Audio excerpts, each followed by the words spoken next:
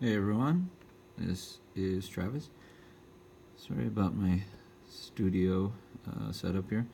I wanted to go over this, this 5th edition box set Bretonnian Knight that I've had for a very long time. I've been shying away from painting these guys. I thought they looked a little too plain to do, interestingly, or without extreme attention to detail and finesse.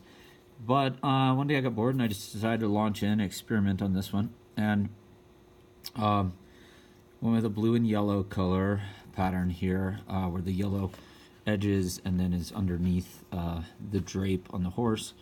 Plus use it as the highlight points on the knight as well. And as I started going, I airbrushed some Calendar Sky here for all the blue areas, and then was able to paint over a bit of the extra spray, pardon me, quite easily. And I started with an Averland Sunset that I did a wash on underneath. There you can see down inside. So it gets really good and dark down in there, except for the front where the light would be a bit more exposed. And then pulled it out to a yellow flash Gits and out to the new Citadel Edge color, which is called something. I don't remember. Oh, something from like, Dorn Yellow, yeah. The Dragon Queen show, whatever. Anyways, the as it came along, I started adding a few bits of flair. This sword, I'm not sure where it came from. It was a bit that I had somewhere, and mounted that on him. And this shield is not the standard Bretonnian shield. I think it's an old Empire cavalry shield, actually.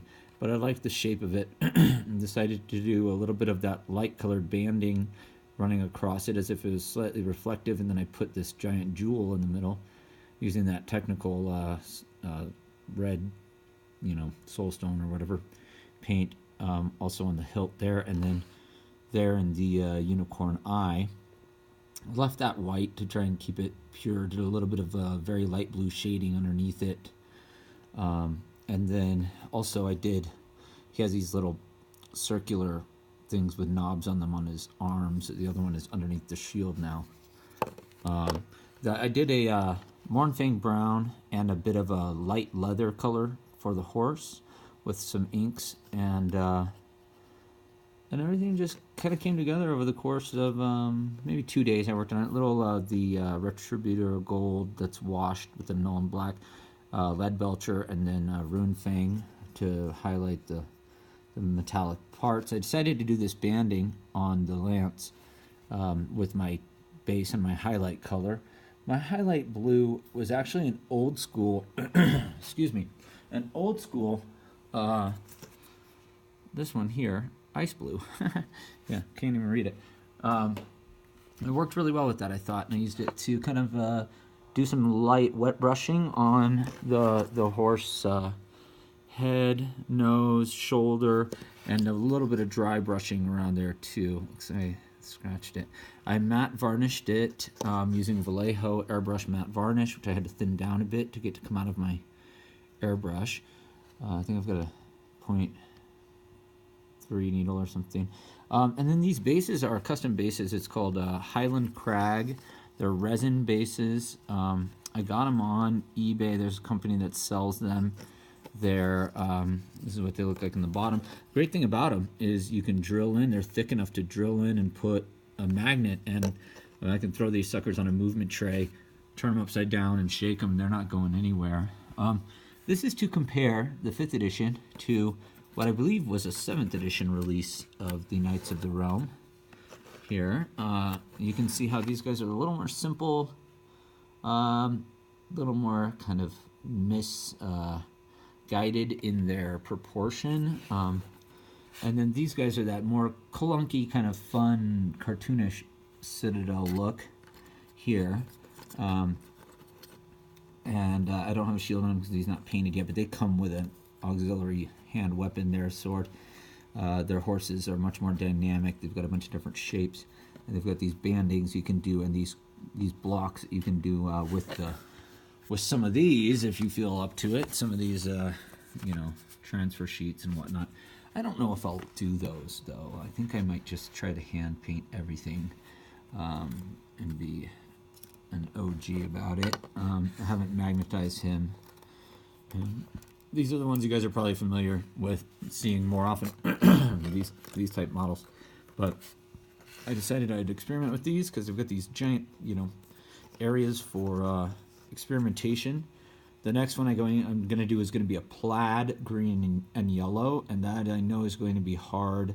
I have a difficult time doing those straight lines. You can kind of tell on the banding there that I struggled a little bit. Honestly, I just didn't put the time into it that I should have either. But if I have some big area, maybe it'll be a little easier. And yeah, so this is my first one out of my entire monster Bretonnian army that I came into in a very fortuitous sort of way. Here, I'll give you a little glimpse of what part I brought into the house from the garage. These are steel-plated trays that I made so that these magnetized guys, oh come on, even this metallic standard bearer guy can very easily be held down with one magnet on these trays. I mean, this is a hefty model. This is a metal banner. This is a very hefty model. He's on a plastic horse, but he himself is metal, as you can hear. And the horse and the resin base are heavy. And you put him down. I know it's dark down here. Sorry. You put him down, and whop, he is in there like swimwear. And I mean, there you go. So the magnetizing in that manner works great. I have obviously a ton of these horses and guys to do. They're under those toolboxes and underneath this box of peasants and let's see, infantry stuff. So there we go. Sorry, long video. That's that. Just want to tell you what I did to color him, and I'll catch you up with the next one. I think I'll put a little flock on this just to give it that three-dimensionality beyond the sculpt of the resin base. And I'm not quite sure what to do with this piece of grass that was already on the horse. Here, I think I need to do it into a brown with some gray highlights maybe to kind of match like mud and rock. I don't know. If you have any ideas, let me know. But I am going to do the traditional Bretonnian theme of having every knight look different. I had done 6 knights, 6 horses in a black, red, and white pattern before, which I'm going to be painting over now because I don't want them to look like units of Empire or anything like that. Okay? So let me know if you have suggestions. Thanks, bye.